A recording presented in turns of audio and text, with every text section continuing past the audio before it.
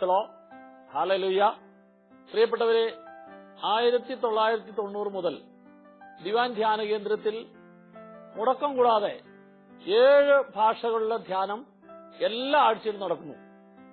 ഓർക്കുക, ദൈവത്തിന്റെ അത്ഭുതകരമായ ഒരു ഇടപെടലാണ്. വർഷത്തിലെ 52 ആഴ്ചയിലും 7 ഭാഷകളിലെ ധ്യാനം നടക്കുന്ന ലോകത്തിലെ ഒരേ ഒരു സ്ഥലം ദിവാൻ ധ്യാന കേന്ദ്രം മാത്രമാണ്.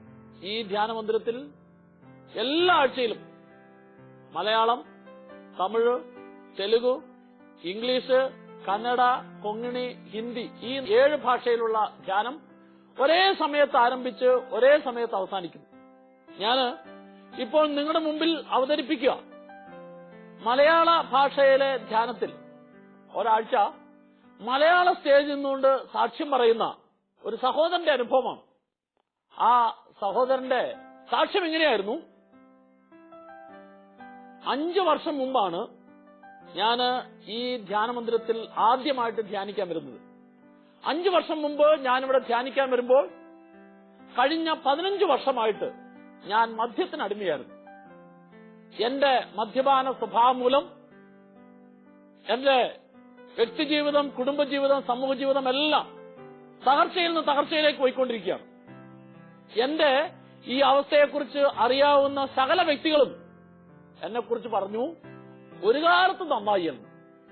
അങ്ങനെ എന്നെ അറിയാവുന്ന സകല വ്യക്തികളും ഒരു കാലത്തും നന്നായില്ല എന്ന് വിധി എഴുതിയ എന്നെ 5 വർഷം മുമ്പ് ഈ ധ്യാന മന്ദിരത്തിൽ ധ്യാനം കൂടി ദൈവാനുഭവം കിട്ടിയ സഹോദരങ്ങള് നിർബന്ധിച്ച് ഏതാണ്ട് പിടിച്ചു കെട്ടിക്കൊണ്ടിരുന്നത് പോലെയാണ് 5 വർഷം മുമ്പ് എന്നെ ഇവിടെ കൊണ്ടുവന്നത്. ഞാന് മലയാള ധ്യാന ഹാളിൽ നിന്ന് ദൈവത്തിന്റെ വചനം കേട്ടുകൊണ്ടിരുന്ന വചനത്തിലൂടെ ദൈവത്തിന്റെ പരിശുദ്ധാത്മാവ് എന്റെ ഉള്ളിൽ എനിക്ക് ശക്തമായിട്ട് ഇങ്ങനെ പ്രേരണ തരികയാണ്. മകനെ, നിന്നിലെ മദ്യപാനത്തിന്റെ തഴക്കം എത്ര വർഷമായുള്ളതാണെങ്കിലും അതിനെ ഇന്ന് നീ എന്റെ മുമ്പിൽ അടിയറ വെച്ചാൽ നിനക്ക് ഞാൻ എന്നേക്കുമായിട്ട് ഇതിന് വിടുതൽ തരും. കർത്താവാണ് എന്റെ ഉള്ളിൽ ഇങ്ങനെ പറയുന്നത് എന്ന് ഞാൻ വിശ്വസിച്ചു. ഞാന് ആ ധ്യാനത്തിൽ 15 വർഷമായിട്ട് എന്നെ അടിമപ്പെടുത്തിയിരുന്ന മദ്യപാനം എന്ന ദുശീലത്തെ പൂർണ്ണമായും കർത്താവിന്റെ കരങ്ങളിലേക്ക് സമർപ്പിച്ചു. പ്രിയപ്പെട്ടവരെ, ആ സഹോദരൻ സാക്ഷ്യം തുടരുകയാണ്. പിന്നീട് ഒരിക്കലും ഞാൻ മദ്യപിച്ചിട്ടില്ലെന്ന് മാത്രമല്ല, ധ്യാനം കഴിഞ്ഞ് ആത്മാവിന്റെ നിറവോടുകൂടി തിരിച്ചുപോയ ഞാൻ കഴിഞ്ഞ 5 വർഷമായിട്ട് എന്റെ ജീവിത സാക്ഷ്യത്തിലൂടെ ഓരോ ആഴ്ചയിലും അനേകം മദ്യപാനികളെ ഈ ധ്യാന മന്ദിരത്തിലേക്ക് കർത്താവിന്റെ വചനം കേൾക്കുവാൻ കൊണ്ടുവരുന്നു. എന്റെ ജീവിത സാക്ഷ്യം വഴി ഓരോ ആഴ്ചയിലും മദ്യപാനികളായ അനേകർക്ക് ദൈവം ആ അവസ്ഥയിൽ നിന്ന് രക്ഷയിലേക്ക് നയിക്കുന്നു. ഇതാണ് എനിക്ക് നിങ്ങളുടെ മുമ്പിൽ പറയാനുള്ള സാക്ഷ്യം. പ്രിയപ്പെട്ടവരെ, 15 വർഷമായി മദ്യത്തിന് അടിമയായിരുന്ന ഒരു വ്യക്തിക്ക് ഒരു ധ്യാനത്തിലൂടെ ദൈവത്തിന്റെ പരിശുദ്ധാത്മാവ് അത്ഭുതകരമായിട്ടുള്ള വിടുതൽ നൽകുകയും മാത്രമല്ല അദ്ദേഹത്തിന്റെ ജീവിത സാക്ഷ്യത്തിലൂടെ അനേകം മദ്യപാനികളെ രക്ഷപ്പെടുത്താനായിട്ട് കർത്താവ് ഈ വ്യക്തി ഉപയോഗിക്കുകയും ചെയ്യുന്നു. എന്താ നമ്മൾ ഈ സാക്ഷ്യത്തിലൂടെ മനസ്സിലാക്കുന്ന ഒരു സത്യം? ഈ സാക്ഷ്യത്തിലൂടെ മനസ്സിലാക്കുന്ന ഒരു സത്യം, ഒരു വ്യക്തി ആ വ്യക്തിയുടെ ജീവിതത്തിൽ ഏതെല്ലാം വിധത്തിലുള്ള പാപത്തിന്റെ ദുശീലത്തിന്റെ ബന്ധനങ്ങളാണ് കെട്ടിയിട്ടിരിക്കുന്നത്, ഈ കെട്ടിയിട്ടിരിക്കുന്ന അവസ്ഥയെ എളിമയോടുകൂടി കർത്താവിന്റെ തിരുമുമ്പിൽ അടിയറ വെച്ചാൽ ആ വ്യക്തിയെ എന്നേക്കുമായി രക്ഷിച്ച് ആ വ്യക്തിയുടെ ജീവിതം സാക്ഷ്യമാക്കി മാറ്റാൻ ദൈവം തമ്പുരാന് സാധിക്കും എന്നുള്ള കാര്യമാണ്. ഓർക്കുക, ഞാന് നിങ്ങളുടെ മുമ്പിൽ ഈ വ്യക്തിയുടെ സാക്ഷ്യത്തെ എടുത്തു പറയുമ്പോൾ ഈ സാക്ഷ്യത്തെ കേൾക്കുന്ന, കർത്താവിന്റെ വചനത്തെ കേൾക്കുന്ന ഓരോ വ്യക്തിയും തിരിച്ചറിയണം, തങ്ങളുടെ കഴിഞ്ഞകാല ജീവിതത്തിൽ അടിമപ്പെടുത്തിയിരിക്കുന്ന തിന്മയുടെ, പാപത്തിന്റെ, ദുശീലത്തിന്റെ ബന്ധനം ഏതായാലും അതിനെ കർത്താവിന്റെ കരങ്ങളിലേക്ക് കൊടുത്തിട്ട് കർത്താവിന്റെ മുമ്പിൽ ഒരു തീരുമാനമെടുക്കാൻ തയ്യാറായാൽ അവരെ ഓരോരുത്തരെയും രക്ഷിക്കാൻ വേണ്ടിയാണ് ദൈവത്തിന്റെ പുത്രൻ മനുഷ്യനെ അവതരിച്ചത്. എന്ന് ശ്രദ്ധിക്കൂ, ഈ യേശു പറഞ്ഞ ഒരു ഉപമയുണ്ട്. ലൂക്കായുടെ സുവിശേഷം 18-ാം അധ്യായത്തിന്റെ 9 മുതൽ 14 വരെയുള്ള തിരുവചനം. ഈശോ അവിടെ പറയുന്ന ഉപമ ഫരിസേയന്റെയും ചുങ്കക്കാരന്റെയും ഉപമയാണ്. ശ്രദ്ധിക്കുക, ഫരിസേയന്റെയും ചുങ്കക്കാരന്റെയും ഉപമ പറയാൻ യേശുവിനെ പ്രേരിപ്പിച്ചത് 3 കാര്യങ്ങളാണ്. ഒന്ന്, തങ്ങൾ നീതിമാന്മാരാണ് എന്ന ധാരണ. 2, തങ്ങളിൽ തന്നെ ആശ്രയിക്കുന്ന മനോഭാവം. 3, മറ്റുള്ളവരെ കുറ്റപ്പെടുത്തുന്ന മനോഭാവം. ഈ 3 കാരണങ്ങളാണ് ഈ ഉപമ പറയാൻ യേശുവിനെ പ്രേരിപ്പിച്ചത്. ഒന്നാമത്തത്, തങ്ങൾ നീതിമാന്മാരാണ് എന്ന ധാരണ. വചനം ഇങ്ങനെ സാക്ഷ്യപ്പെടുത്തുന്നു. റോമാലേഖനം 3-ാം അധ്യായം 10-ാം തിരുവചനം, നീതിമാനായ ആരുമില്ല, ഒരുവൻ പോലുമില്ല. അപ്പോൾ നീതിമാൻ എന്ന ലേബലിൽ ഈ ഭൂമിയിൽ ഒരു വ്യക്തിക്കും അറിയപ്പെടാനായിട്ട് സാധിക്കുകയില്ല എന്ന് ദൈവത്തിന് വചനം പറയുന്നു. അപ്പോൾ ആരെങ്കിലും അങ്ങനെ ഉണ്ട് എന്ന് ചിന്തിക്കുന്നുണ്ടെങ്കിൽ അവൻ യഥാർത്ഥത്തിൽ അവന്റെ ചിന്തയാണ് എന്ന് പറയുമ്പോൾ അർത്ഥമാക്കുക, പ്രിയപ്പെട്ടവരെ, ഞാൻ വലിയ കുഴപ്പമൊന്നുമില്ലാത്ത വ്യക്തിയാണ്, എല്ലാം കൊണ്ടും ശരിയായിട്ടുള്ളത് മാത്രമേ ഞാൻ ചെയ്യുന്നുള്ളൂ. എന്റെ ജീവിതം കണ്ടു കഴിഞ്ഞാൽ, എന്റെ പ്രവൃത്തി കണ്ടു കഴിഞ്ഞാൽ, ഞാൻ ചെയ്യുന്ന ഉപകാരം ചെയ്തു കഴിഞ്ഞാൽ ഞാൻ മറ്റുള്ളവരെ വെച്ച് നോക്കുമ്പോൾ എത്രയോ മെച്ചപ്പെട്ട വ്യക്തിയാണ്. സ്വയം തന്നെ കുറിച്ച് വലുതാക്കി കാണുകയും പറയുകയും ചെയ്യുന്ന മനോഭാവം നീതിമാന്മാരാണ് എന്ന ധാരണ. 2, തങ്ങളിൽ തന്നെ ആശ്രയിക്കുന്ന മനോഭാവം. എനിക്കെന്താ കുറവുള്ളത്?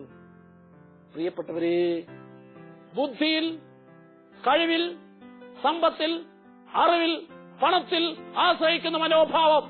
ഈ ചിന്തിക്കുകയും ആശ്രയിക്കുകയും ചെയ്യുന്ന വ്യക്തി മനസ്സിലാക്കുന്നില്ല, ഈ ബുദ്ധി എന്റേതല്ല, ഈ ബുദ്ധി എനിക്ക് തന്നവന്റേതാണ്. കഴിവ്, അറിവ്, സമ്പത്ത്, പണം, ഇത് ഉള്ളവൻ ചിന്തിക്കുന്നില്ല, ഇത് മുഴുവൻ എനിക്ക് തന്നത് ദൈവമാണെന്ന്. അപ്പോൾ കർത്താവ് എന്താ ആഗ്രഹിക്കുന്നത്? നിനക്ക് കർത്താവ് തന്നിരിക്കുന്ന സമ്പത്ത്, പണം, കഴിവ് എന്തെല്ലാം ഉണ്ടായാലും അവിടെ എല്ലാം നിന്റെ ഉള്ളിൽ എന്നും എപ്പോഴും ഒരു ചിന്ത വേണം, ഞാനല്ല ഇതിന്റെ ഉടമസ്ഥൻ, ഇത് എനിക്ക് കർത്താവ് തന്നതാണ്. പ്രിയപ്പെട്ടവരെ, ലൂക്കായുടെ സുവിശേഷം 12-ാം അധ്യായം 16 മുതലുള്ള തിരുവചനത്തിൽ യേശു അവിടെ ഒരു ധനികന്റെ ഉപമ പറയുന്നുണ്ട്. ആ ധനികനെ ഒരു വിശേഷണം ചേർത്ത് വെച്ച് പറയുന്നുണ്ട്. ആ വിശേഷമാണ് ഭോഷൻ. അവൻ ഇങ്ങനെ ചിന്തിച്ചു, എനിക്ക് കൂടുതൽ സമൃദ്ധി, വിളവ് കിട്ടിയിരിക്കുന്നു, ഈ വിളവ് മുഴുവൻ ശേഖരിച്ചു വെക്കാനുള്ള സ്ഥലം എനിക്കില്ല, അതുകൊണ്ട് ഞാൻ എന്ത് ചെയ്യും? അതുകൊണ്ട് ഞാൻ എന്റെ അറപ്പുര പൊളിച്ച് കൂടുതൽ വലുതാക്കി പണിയും. കൂടുതൽ വലുതാക്കി പണിതിട്ട് എനിക്ക് ലഭിച്ചിരിക്കുന്ന സമ്പത്ത് വിഭവങ്ങളും എല്ലാം ഞാൻ അതിനകത്ത് ശേഖരിച്ചു വെക്കും. എന്നിട്ട് ഞാൻ എന്റെ ആത്മാവിനോട് പറയും, ആത്മാവേ, അനേക വർഷത്തേക്ക് ആവശ്യമായിട്ടുള്ളത് മുഴുവൻ ശേഖരിച്ചു വെച്ച് കഴിഞ്ഞു, തിന്നു കുടിച്ച് ആനന്ദിക്കുക. ഇതാ അവൻ അങ്ങനെ പറഞ്ഞു തീർന്നില്ല.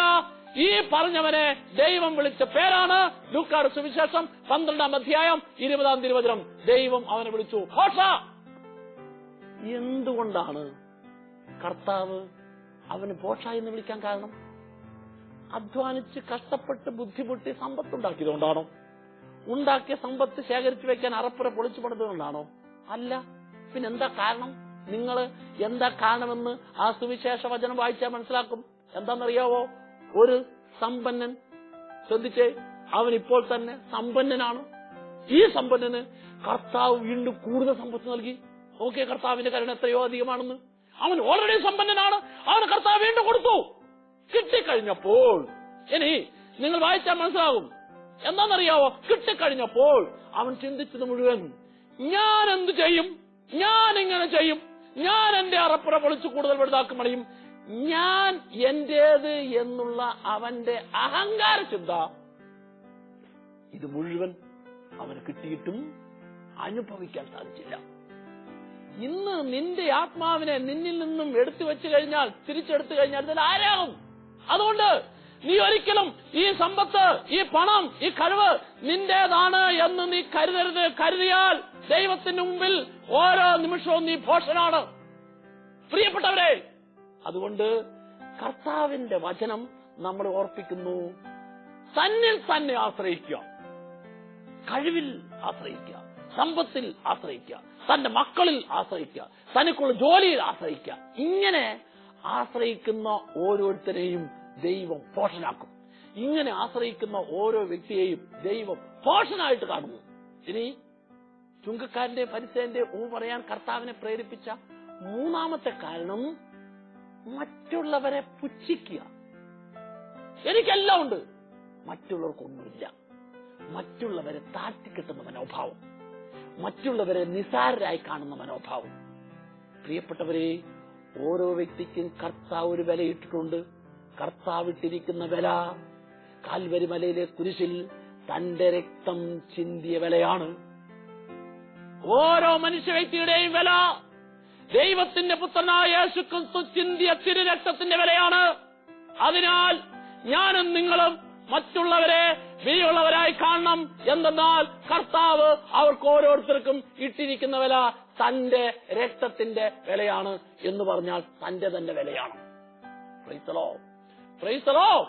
അപ്പോൾ ഓർക്കൂ, ഈ ഒരു മനോഭാവം ഉള്ള വ്യക്തികളുടെ മുമ്പിലാണ് യേശു ഈ ചുങ്കക്കാരന്റെ ഫരിസേയന്റെ ഉപമ പറയുന്നത്. എന്നിട്ട് യേശു ഇങ്ങനെ തുടർന്നു.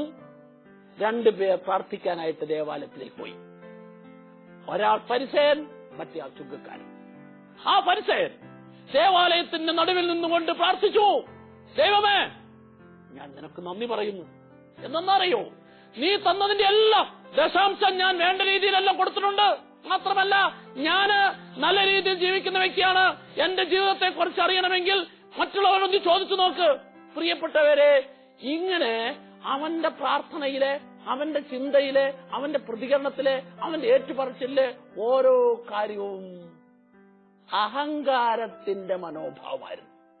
അഹങ്കാരത്തിന്റെ ചിന്തയും അഹങ്കാരത്തിന്റെ പറച്ചിലുമായിരുന്നു. ഓർക്കണം, ദൈവത്തിന്റെ വചനം മുഴുവൻ നമ്മൾ പരിശോധിക്കുമ്പോൾ പ്രിയപ്പെട്ടവരെ, ദൈവം ഏറ്റവും കൂടുതൽ വെറുക്കുന്ന വ്യക്തികളാണ് അഹങ്കാരികൾ.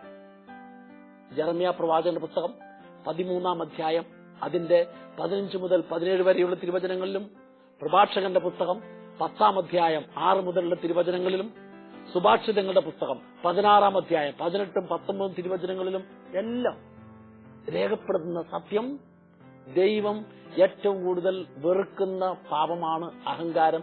ദൈവം ഏറ്റവും കൂടുതൽ വെറുക്കുന്ന വ്യക്തികളാണ് അഹങ്കാരികൾ.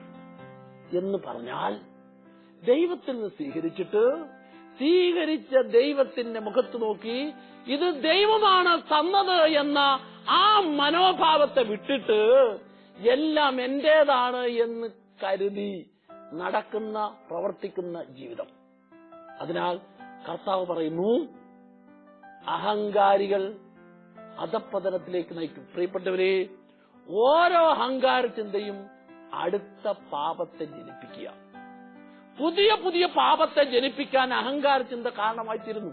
ഇനി ശ്രദ്ധിക്കൂ, ഈ ഫരിസേയൻ അവന്റെ പറച്ചിലും പ്രാർത്ഥനയിലെ കാര്യങ്ങൾ മുഴുവനും അഹങ്കാരത്തോടെ ചിന്തയായിരുന്നു. മാത്രമല്ല, അവസാനം അവൻ ഇങ്ങനെയും കൂടി പറഞ്ഞു, ഇനി ഞാനിപ്പോൾ ഈ പറഞ്ഞ കാര്യങ്ങളുണ്ടല്ലോ, അതെല്ലാം എത്രമാത്രം ശരിയാണ് എന്നറിയണമെങ്കിൽ പുറകിലൊരുത്തം നിൽപ്പുണ്ട്, ചുങ്കക്കാരൻ.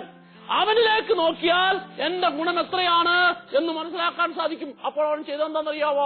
സ്വയം അഹങ്കരിക്കുക മാത്രമല്ല ചെയ്തത്, അവൻ മറ്റുള്ളവരെ പുച്ഛിക്കുക കൂടി ചെയ്തു, മറ്റുള്ളവരെ താഴ്ത്തിക്കെട്ടുകയും ചെയ്തു. അവന്റെ സംസാരത്തിൽ ഉണ്ടായിരുന്നൊരു പ്രത്യേകത, പുറകിൽ നിൽക്കുന്നവനെ, അവന്റെ അത്രയും കഴിവും യോഗ്യതയും ഇല്ലാത്തവനെ താഴ്ത്തിക്കെട്ടുന്ന മനോഭാവം. എന്ന് ശ്രദ്ധിക്കൂ. ഈ ഫരിസേയന്റെ പ്രാർത്ഥന കഴിഞ്ഞിട്ട് അവിടെ യേശു ചുങ്കക്കാരന്റെ പ്രാർത്ഥനയെക്കുറിച്ച് പറയുകയാണ്. അവൻ ദേവാലയത്തിലേക്ക് കയറാൻ പോലും യോഗ്യതയില്ലാതെ ദേവാലയത്തിന്റെ പുറത്ത് നിൽക്കുകയാണ്. പുറത്ത് നിൽക്കുന്നവൻ ഇങ്ങനെ ചിന്തിച്ചു, എന്താണെന്നറിയാവോ? ദേവാലയത്തിന്റെ പരിശുദ്ധിയും എന്റെ ജീവിത വഴികളുടെ അശുദ്ധിയും, ഇത് രണ്ടും കണ്ട അവൻ ദൈവത്തിന്റെ മുമ്പിൽ നിലവിളിച്ച് പ്രാർത്ഥിച്ചു, കർത്താവേ, ഞാന് പാപിയാണ്, എനിക്ക് യോഗ്യതയില്ല. എന്റെ ഇന്നുവരെയുള്ള ജീവിതത്തിൽ അയോഗ്യതകളും കുറ്റങ്ങളും കുറവുകളും മാത്രമേ സംഭവിച്ചിട്ടുള്ളൂ. ശ്രദ്ധിക്കൂ, അവന്റെ എളിമയോടുകൂടിയ, അനുതാപത്തോടുകൂടിയ ആ പ്രാർത്ഥന കേട്ടിട്ട് ആ പ്രാർത്ഥനയിൽ സന്തോഷവാനായ ദൈവം ആ ഉപമ ഇങ്ങനെ അവസാനിപ്പിച്ചു. ആ ചുങ്കക്കാരൻ കൂടുതൽ സന്തോഷത്തോടെ ആ ഫരിസേയനേക്കാൾ കൂടുതൽ നീതീകരിക്കപ്പെട്ടവനായി ഭവനത്തിലേക്ക് തിരിച്ചുപോയി. എന്ന് പറഞ്ഞാൽ അവന്റെ തിരിച്ചുപോകും തിരിച്ചുള്ള അവന്റെ ജീവിതവും ദൈവത്തിന്റെ കൃപയാലും കാരുണ്യത്താലും നിറഞ്ഞ് അവന് പ്രവർത്തിക്കാൻ സാധിച്ചു. പ്രിയപ്പെട്ടവരെ, എന്താ കാര്യം? അവന്റെ എളിമയുടെ മനോഭാവം. ശ്രദ്ധിക്കൂ, 14-ാമത്തെ വചനം, ലൂക്കായുടെ സുവിശേഷം 18-ാം അധ്യായം 14-ാമത്തെ വചനം അവസാനിക്കുന്ന ഇങ്ങനെയാണ്: തന്നെ തന്നെ താഴ്ത്തുന്നവൻ ഉയർത്തപ്പെടും, തന്നെ തന്നെ ഉയർത്തുന്നവൻ താഴ്ത്തപ്പെടും. നിന്റെ സംസാരത്തിലും പ്രാർത്ഥനയിലും ജീവിതത്തിലും പ്രവർത്തന മേഖലയിലെല്ലാം അഹങ്കാരം ഉണ്ടാകരുത്. എളിമ എപ്പോഴും നിറയണം. Praise the Lord, praise the Lord, hallelujah. പ്രിയപ്പെട്ടവരെ, നമ്മൾ ബൈബിളിലേക്ക് നോക്കുമ്പോൾ ഏറ്റവും ആദ്യം ദൈവത്തിന് മുമ്പിൽ കാഴ്ച സമർപ്പിക്കാനായിട്ട് ചെന്നത് ആബേലും കായേലുമാണ്. ഇവിടെ കാഴ്ച സമർപ്പണത്തിന് പ്രത്യേകതയുണ്ട്. എന്താണെന്നറിയാവോ? ആബേൽ തന്റെ അധ്വാനത്തിന്റെ, കഷ്ടപ്പാടിന്റെ, ബുദ്ധിമുട്ടിന്റെ ഫലത്തിൽ ദൈവം തന്ന, ദൈവത്തിന് ലഭിച്ച ഓരോന്നിലും ആബേൽ ദൈവത്തിന്റെ മുഖം കണ്ടു. ആബേൽ ദൈവത്തിന്റെ മുഖം കണ്ടപ്പോൾ ആബേലിന്റെ ഉള്ളിൽ അവൻ എങ്ങനെ ചിന്തിച്ചു? ദൈവം തന്നതല്ലാതെ എന്റെ ജീവിതത്തിൽ ഒന്നുമില്ല. അപ്പോൾ ഈ കിട്ടിയിരിക്കുന്ന ആട്ടിൻകൂട്ടം മുഴുവൻ, ഈ സമ്പത്ത് മുഴുവൻ ഇത് ദൈവത്തിൻ്റെതാണ്, ദൈവത്തിൻ്റെതാണ് എന്ന തിരിച്ചറിവ് എന്ത് സംഭവിച്ചു? ദൈവത്തിൻ്റെതായതുകൊണ്ട്, ദൈവം തന്നതായതുകൊണ്ട് ദൈവത്തിന് കൊടുക്കാൻ അവൻ വലിയ ആനന്ദമായി. അവൻ എന്ത് ചെയ്തു? തനിക്കുണ്ടായിരുന്നതിൽ നിന്ന് ഏറ്റവും നല്ലതിനെ അവൻ ദൈവത്തിന് സമർപ്പിച്ചു. അടുത്തയാള് കായൻ. കായൻ എന്താ ചിന്തിച്ചത്? കായൻ ചിന്തിച്ചത് എങ്ങനെയാ? ഇത് മുഴുവൻ എന്റേതാണ്, എന്റെ അധ്വാനത്തിന്റെ, എന്റെ കഷ്ടപ്പാടിന്റെ, എന്റെ ബുദ്ധിമുട്ടിന്റെ, ഇതിന്റെ എല്ലാം ഫലമായിട്ട് ഞാൻ നേടിയെടുത്തതാണ്. അപ്പോൾ ഞാൻ നേടിയെടുത്തതാണെങ്കിൽ ഈ നേടിയെടുത്തതിൽ നിന്ന് ഞാൻ ദൈവത്തിന് കൊടുത്താൽ കുറയും, ദൈവത്തിന് കൊടുത്താൽ കുറയും. അതുകൊണ്ട് കൊടുത്താൽ കുറയരുത്. അവൻ എന്ത് ചെയ്തു? വിലയില്ലാത്തതിനെ ദൈവത്തിന് കരങ്ങളിൽ കൊടുത്തു. ദൈവത്തിന് കാഴ്ചയായി വിലയില്ലാത്തതിനെ കൊടുത്തു. പ്രിയപ്പെട്ടവരെ, ആബേലിന്റെ ബലി ദൈവം സ്വീകരിച്ചു, കായന്റെ ബലി ദൈവം സ്വീകരിച്ചില്ല. ബലി സ്വീകരിക്കാതെ വന്നപ്പോൾ ആ കായനോട് ദൈവം പറയുന്ന ഒരു ഉത്തരവുണ്ട്, കായന് ദൈവം കൊടുക്കുന്ന മറുപടിയുണ്ട്. അതാണ് ഉൽപ്പത്തി പുസ്തകം 4-ാം അധ്യായം 6-7 തിരുവചനം. ദൈവം ഇങ്ങനെ പറഞ്ഞു: കായൻ, നീ കോപിച്ചിരിക്കുന്നത് എന്തുകൊണ്ട്? നിന്റെ മുഖം വാടിയിരിക്കുന്നത് എന്തുകൊണ്ട്? കായൻ, നീ കോപിച്ചിരിക്കുന്നത് എന്തുകൊണ്ട്? നിന്റെ മുഖം വാടിയിരിക്കുന്നത് എന്തുകൊണ്ട്? പ്രിയപ്പെട്ടവരെ, അടുത്ത വചനം എനിക്കും നിങ്ങൾക്കും ലോകത്തിലുള്ള സകല മനുഷ്യ വ്യക്തികൾക്കുമുള്ളതാണ്. ഇങ്ങനെ അവിടെ വചനം പറയുന്നു: പാപം പടിവാതിക്കൽ പതിയിരിപ്പുണ്ടെന്ന് ഓർക്കുക, പാപം പടിവാതിക്കൽ പതിയിരിപ്പുണ്ടെന്ന് ഓർക്കുക. അത് നിന്നിൽ താല്പര്യം വെച്ചിരിക്കുന്നു, അത് നിന്നെ കീഴടക്കുന്നതിന് മുമ്പ് നീ അതിനെ കീഴ്പ്പെടുത്തണം. Price the Lord. സഹോദര സഹോദരി, നിന്റെ ജീവിതത്തിൽ ദൈവം നൽകിയിരിക്കുന്ന സമ്പത്താകട്ടെ, കഴിവാകട്ടെ, ജോലിയാകട്ടെ, എന്തുമായാലും അതിൽ നിന്ന് ലഭിക്കുന്നതിൽ നീ ദൈവ ശുശ്രൂഷയ്ക്ക് വേണ്ടി നൽകുമ്പോൾ, ദൈവത്തിന് സന്തോഷത്തോടെ കാഴ്ചയായി നൽകുമ്പോൾ, അവയിൽ ഓരോന്നിലൂടെയും ദൈവം നിനക്ക് സമീപ ഭാവിയിൽ കൂടുതൽ കൂടുതൽ അനുഗ്രഹവും സമൃദ്ധിയും സന്തോഷവും നൽകും എന്ന സത്യം നീ തിരിച്ചറിയണം. അപ്പോൾ ബൈബിൾ ചൂണ്ടിക്കാണിക്കുന്ന ആദ്യത്തെ കാഴ്ച സമർപ്പണത്തിൽ ആബേലിന്റെ ബലി ദൈവം സ്വീകരിച്ചു, കായന്റെ സ്വീകരിച്ചില്ല. കാരണം അവരുടെ രണ്ടുപേരുടെയും മനോഭാവത്തിലെ വ്യത്യാസമാണ്. നീ നിന്റെ ജീവിതത്തെ മുമ്പോട്ട് നയിക്കുമ്പോൾ നിനക്ക് ലഭിക്കുന്ന ഓരോ കാര്യത്തിലും അതിന്റെ പിന്നിലെ മനോഭാവം എന്താണ്? അതിന്റെ പിന്നിലെ മനോഭാവം ദൈവിക മനോഭാവമാണെങ്കിൽ ഈ ദൈവിക മനോഭാവം നിന്നെ വളർത്തും. പ്രിയപ്പെട്ടവരെ, ഞാനൊരു സംഭവം ഓർക്കുക. കുറച്ച് നാളുകൾക്ക് മുമ്പ് ഒരു പാവപ്പെട്ട ഒരു അമ്മച്ചി, ആ അമ്മച്ചി പറഞ്ഞ ഒരു കാര്യമുണ്ട്. ഞാന് ഈ ഡിവൈൻ ധ്യാന കേന്ദ്രത്തിൽ വന്ന് ധ്യാനത്തിൽ കൂടിയപ്പോൾ ഞാൻ കേട്ടു, ഡിവൈൻ ധ്യാന കേന്ദ്രം ഏറ്റെടുത്ത് നടത്തുന്ന മാനസിക രോഗികൾക്ക് വേണ്ടിയുള്ള ശുശ്രൂഷ, ഈ മാനസിക രോഗികളായിട്ടുള്ള ശുശ്രൂഷ അത് അനേകര് പാവപ്പെട്ടവരായിട്ടുള്ളവരാണ്. ഒരു രോഗിക്ക് ഒരു മാസത്തേക്ക് ഏതാണ്ട് 2500 രൂപയോളം മരുന്നിനും മറ്റു കാര്യങ്ങൾക്കെല്ലാം വരും. 10 വർഷം മുമ്പ് ഞാൻ ഈ കാര്യത്തെക്കുറിച്ച് കേട്ടപ്പോൾ ആ സഹോദരി പറയുക, അന്ന് ഞാനൊരു തീരുമാനമെടുത്തു. എന്റെ ഒരു നേരത്തെ ഭക്ഷണം, ഓരോ ദിവസവും ഒരു നേരത്തെ ഭക്ഷണം വേണ്ടെന്ന് വെച്ചിട്ട് ഞാൻ ഓരോ മാസവും ഒരു രോഗിക്ക് മരുന്നിനും മറ്റു കാര്യത്തിനും ആവശ്യമായിട്ടുള്ള 2500 രൂപ വീതം ഞാൻ ഈ ശുശ്രൂഷയ്ക്ക് വേണ്ടി കൊടുക്കും. പ്രിയപ്പെട്ടവരെ, ആ സഹോദരി അഭിമാനത്തോടെ സന്തോഷത്തോടെ പറയുകയാണ്, കഴിഞ്ഞ 10 വർഷമായിട്ട് ഓരോ മാസവും ഒരു മാനസിക രോഗിയുടെ ശുശ്രൂഷയ്ക്ക് ആവശ്യമായിട്ടുള്ള 2500 രൂപ വീതം കൊടുക്കാനായിട്ട് എനിക്ക് സാധിക്കുന്നുണ്ട്. മാത്രമല്ല, അങ്ങനെ ഞാൻ കൊടുക്കുന്നതിലൂടെ എനിക്ക് കൂടുതൽ കൂടുതൽ സാമ്പത്തികമായ വളർച്ചയും എന്റെ കുടുംബത്തിൽ അതിൻ്റെതായ വലിയ ഐശ്വര്യവും അനുഗ്രഹമുണ്ട്. Price the Lord.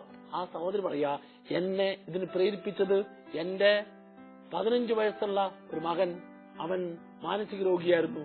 അവന്റെ മാനസിക രോഗത്തിന്റെ ഭാഗമായിട്ട് യാത്ര ചെയ്യുമ്പോൾ അവൻ അപ്രതീക്ഷിതമായിട്ട് ഒരു വണ്ടിക്കടിയിൽപ്പെട്ട് അപകടത്തിൽ മരിക്കാനിടയായി. ഞാന് കഴിഞ്ഞ 10 വർഷമായിട്ട് ഈ ശുശ്രൂഷയ്ക്ക് വേണ്ടി കൊടുക്കാൻ തുടങ്ങിയപ്പോൾ, സമർപ്പിക്കാൻ തുടങ്ങിയപ്പോൾ എന്റെ ആ മകനെ കുറിച്ച് കഴിഞ്ഞ നാളുകളുണ്ടായിരുന്ന മാറാത്ത ദുഃഖവും ദുഃഖഭാരവും മുഴുവൻ കർത്താവ് എടുത്തു മാറ്റി. എനിക്ക് ഇപ്പോൾ വലിയ ഒരു സമാധാനത്തിന്റെയും സന്തോഷത്തിന്റെയുമായ കൃപ കർത്താവ് നൽകി. പ്രിയപ്പെട്ടവരെ, ഓരോ വ്യക്തിയും മനസ്സിലാക്കണം, നിന്റെ അനുദിന ജീവിതത്തിൽ ദൈവം നിനക്ക് തരുന്നതായ ഓരോ കാര്യങ്ങളിലും എളിമയുടെയും പങ്കുവയ്പിന്റെയും മനോഭാവം ഉണ്ടാകുമ്പോൾ, ഈ മനോഭാവത്തോടെ നീ ജോലി ചെയ്യുമ്പോൾ ജോലി ചെയ്യുന്ന ജോലി മേഖല അനുഗ്രഹിക്കപ്പെടും. ഈ മനോഭാവത്തോടെ നീ കുടുംബജീവിതം നയിക്കുമ്പോൾ നിന്റെ കുടുംബജീവിതം അനുഗ്രഹിക്കപ്പെടും. ഈ മനോഭാവത്തോടെ നീ മറ്റുള്ളവരെ സ്നേഹിക്കുമ്പോൾ ആ സ്നേഹത്തിൽ വലിയ ഒരു പങ്കുവയ്പിന്റെയും സന്തോഷത്തിന്റെയും അനുഭവമാണ് ഉണ്ടാകുന്നത്. അതിനാൽ യേശു പറഞ്ഞ ചുങ്കക്കാരന്റെയും ഫരിസേയന്റെയും ഉപമയിലൂടെ ഞാനും നിങ്ങൾ മനസ്സിലാക്കേണ്ട ഒരു സത്യമുണ്ട്. എന്താണെന്നറിയാവോ? എന്നും എപ്പോഴും നിന്റെ ജീവിതത്തിൽ എളിമയുടെ മനോഭാവം ഉണ്ടാകണം. നിന്റെ വാക്കിലോ പ്രവൃത്തിയിലോ പെരുമാറ്റത്തിലോ അഹങ്കാരത്തിന്റെ ചിന്ത ഉണ്ടാകരുത്. അതോടൊപ്പം ആരെല്ലാം ദൈവത്തിന്റെ മുമ്പിൽ ദൈവം തന്നതിനെ സമർപ്പിക്കാൻ തയ്യാറാകുന്നു, ദൈവം തന്നതിനെ സ്നേഹപൂർവ്വം സമർപ്പിക്കാൻ തയ്യാറാകുമ്പോൾ ആ സമർപ്പണത്തിലെല്ലാം ദൈവം വലിയ അഭിഷേകവും കൃപയും നൽകും. Price the Lord. ഒരു നിമിഷം കരങ്ങൾ കൂപ്പി കണ്ണുകടച്ച്, കർത്താവേ, ഈ നിലകളിലെ എന്റെ ജീവിതത്തിൽ, എന്റെ പ്രാർത്ഥനയിലോ എന്റെ പങ്കുവയ്പിലോ മറ്റുള്ളവരുമായിട്ടുള്ള ബന്ധത്തിലോ എവിടെയെങ്കിലും അഹങ്കാരത്തിന്റെ ചിന്ത കടന്നു വന്നെങ്കിൽ, ഞാൻ പങ്കുവയ്ക്കേണ്ടത് ആത്മാർത്ഥമായി പങ്കുവച്ചില്ലെങ്കിൽ, മറ്റുള്ളവർ കൊടുക്കേണ്ടത് കൊടുക്കുന്ന കാര്യത്തിൽ എന്നിൽ വീഴ്ച വന്നെങ്കിൽ, കർത്താവേ, അവയോരോന്നും എനിക്ക് നീ കാണിച്ചു തരണമേ. തിരുത്തലുകൾ സ്വീകരിച്ച് അനേകർക്ക് നന്മ ചെയ്യുവാൻ നന്മയുടെ ഉപകരണമായി നീ എന്നെ ഉപയോഗിക്കണമേ. യേശുവേ നന്ദി, യേശുവേ സ്തോത്രം.